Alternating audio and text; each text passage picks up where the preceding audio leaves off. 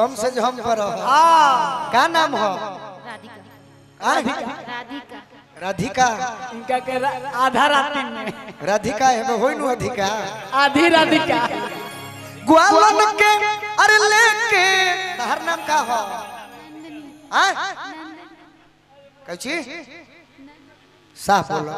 नंदनी। कितना सुंदर नाम तो निकला देखाओ। ग्वालन के लेके संगवा हो पिचकारी में भरी के रंगवा हो वे ग्वालन के लेके संगवा हो मारी दे लेके रंगवा हो। आज बड़ी अफसोस होता कि जा धोती कुर्ता नहीं खे ना तना गुमटी ना डुलावे देले गोविंद राजा बाकी वो कम समय में और 6 महीना। हां जी 6 महीना डॉक्टर कहले बा बाकी रहो सब आशीर्वाद कि 2 महीना में क्लियर हो जाएगी। एकदम क्लियर हो जाए गलती ना नु ना जी। ग्वालन के लेके संगवा हो अरे ओ राधा पिचकारी में मोहरी के रंगवा आ कोइले का बड़े भीरल रहलन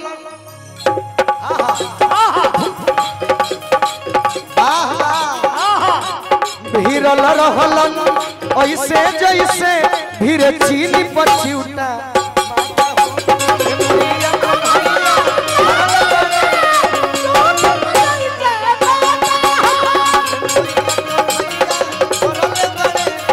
घरे सनी मोर दुपाता हो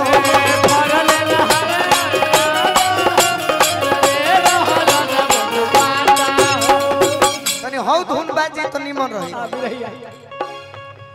ओइली न गोइली भला ना मोर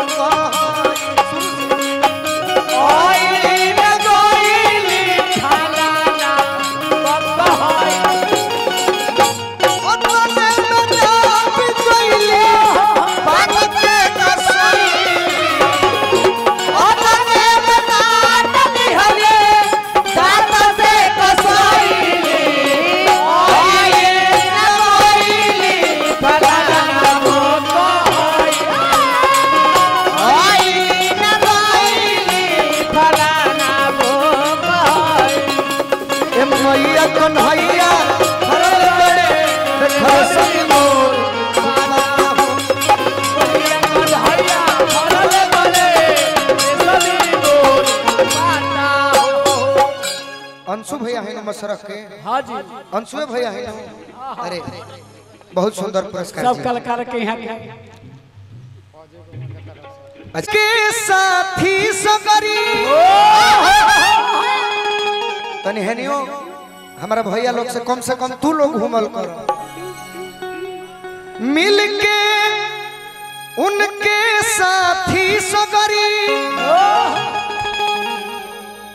अंग अंग में रंग दी हूँ रगरी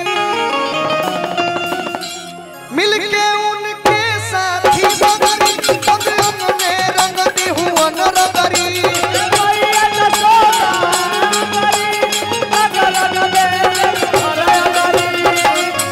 मिलके उनके साथी सगरी आ अंग अंग में रंग दिहुअन रगरी निरलज निरमोही लगैले बड़े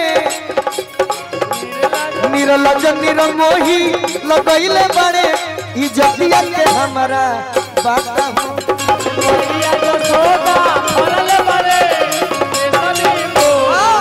ए मैया कन्हैया भरले बड़े घरे सनी मोर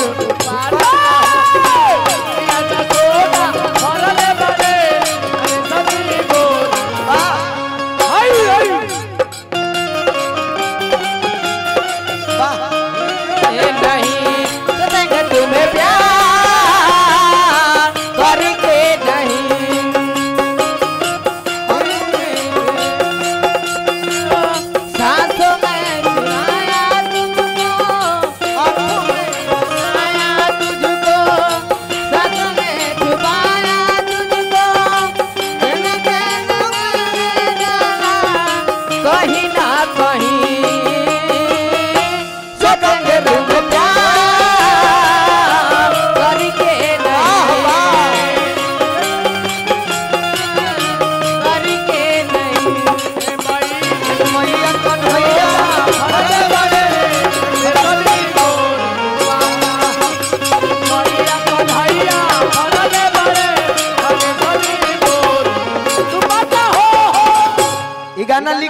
कर यही धरती के संग दिल उसितम कर बाड़े बड़ी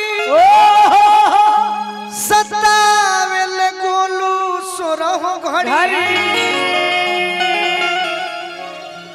संग दिल उसितम कर बाड़े बड़ी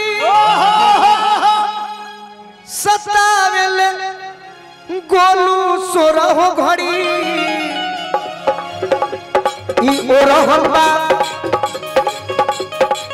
ओरहन बा उनका रहन के अहे